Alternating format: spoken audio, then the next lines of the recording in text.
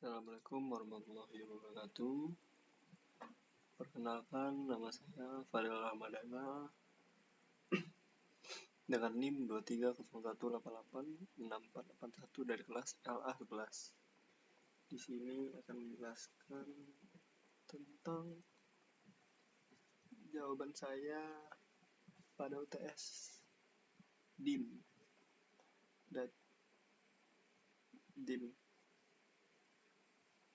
pada tanggal 7/2020 ini. Nah, di sini saya mendapatkan soal tentang PT Mekarwangi Property yang ingin mengembangkan bisnisnya di dalam bentuk database system agar lebih memudahkan PT bergerak maju. Oke, di sini pada soal yang pertama saya mendapatkan tentang jelaskan tahapan dalam database system life cycle yang harus dikerjakan oleh PT Mekarwangi Property. Nah, pada saat saya menganalisa soal dari bisnis ini, saya mendapatkan bahwa PT Mekarwangi Property itu adalah pengembang real estate yang membangun perumahan subsidi dan telah berdiri sejak 5 tahun. Nah, perkembangan bisnis yang positif dalam 2 tahun terakhir membuat manajemen berniat membuat aplikasi berbasis web dan database dari yang dulunya berbagai proses manual dan menggunakan aplikasi yang berbasis file-based. Nah, di sini life cycle yang saya gunakan adalah database planning, habis itu setelah itu system definition, requirement collection and analysis, prototype and implementation. Dari database planning kita bisa memberikan masukan adalah dari masalah yang telah ada di soal tadi, berarti PT Mekarwangi ini ingin membuat database agar lebih memudahkan pekerjaannya dan agar para customer lebih gampang menjangkaunya dan juga memberikan efek minat yang sangat luar biasa karena menggunakan web.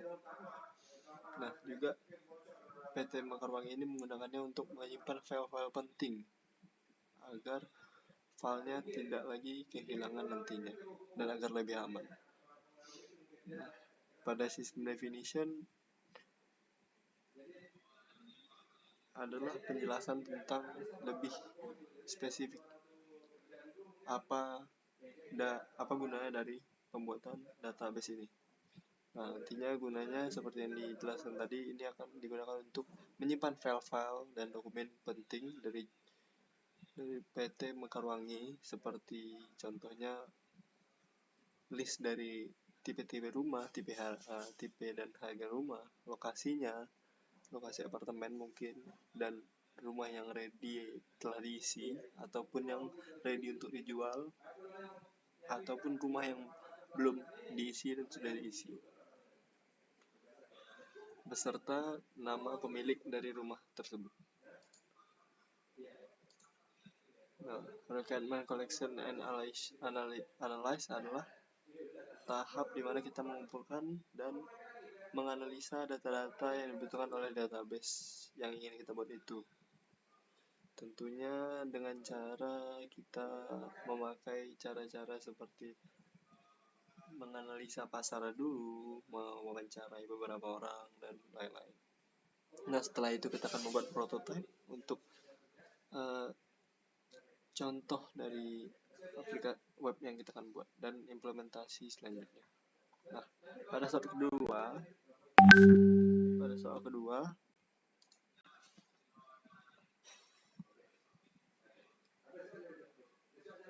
mengapa PT Mekarwangi perlu menggunakan database sistem life cycle dalam pembangunan aplikasinya? Nah, kenapa? Karena agar mempermudah dalam pembuatan database webnya. karena database sistem lifecycle itu adalah satu kesatuan atau tahap-tahap dalam pembuatan database itu sendiri. Oleh karena itu, PT Mekarwangi Property perlu menggunakan database sistem lifecycle dalam pengembangan aplikasinya. Nah, yang ketiga dan keempat adalah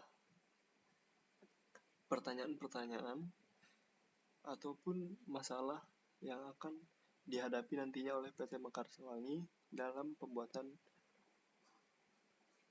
database ini. Seperti yang bisa dilihat, sudah ada list-list pertanyaan yang sudah saya berikan, yang menurut saya ini adalah pertanyaan yang nantinya akan keluar jika database telah dibuat.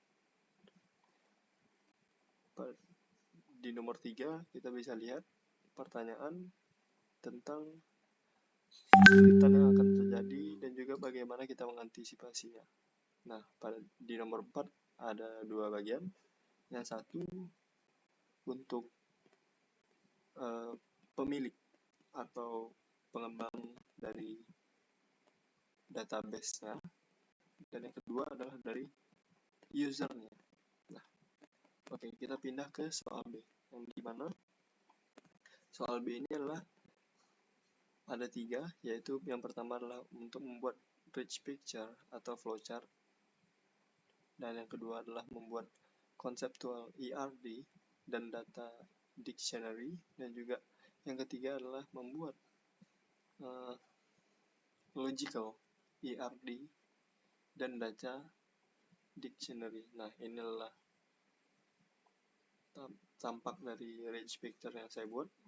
Di tengah adalah staf pengelola gedungnya, yang dimana menyambung ke penyewa. Nah, dari penyewa dan pengelolaan gedung, staf pengelola gedung, ntar disambungkan ke staf agen. Nah, staf agen menawarkan unit rumah beserta meteran listrik, yang dimana itu sudah satu kesatuan, dimana nanti ada unit rumah, nanti di dalamnya sudah ada meteran listriknya. Nah, pada saat penyewa melakukan transaksi bersama staf agen, nantinya staf agen akan memberikan tagihan atau invoice yang berupa kwitansi beserta juga charger, yaitu tagihan tambahan bila ada tambahan-tambahan yang nanti diperlukan oleh bagi tenan atau penyewa atau customer. Nah, ini adalah konseptual ERD yang saya buat, dan ini data dictionary-nya, dan ini adalah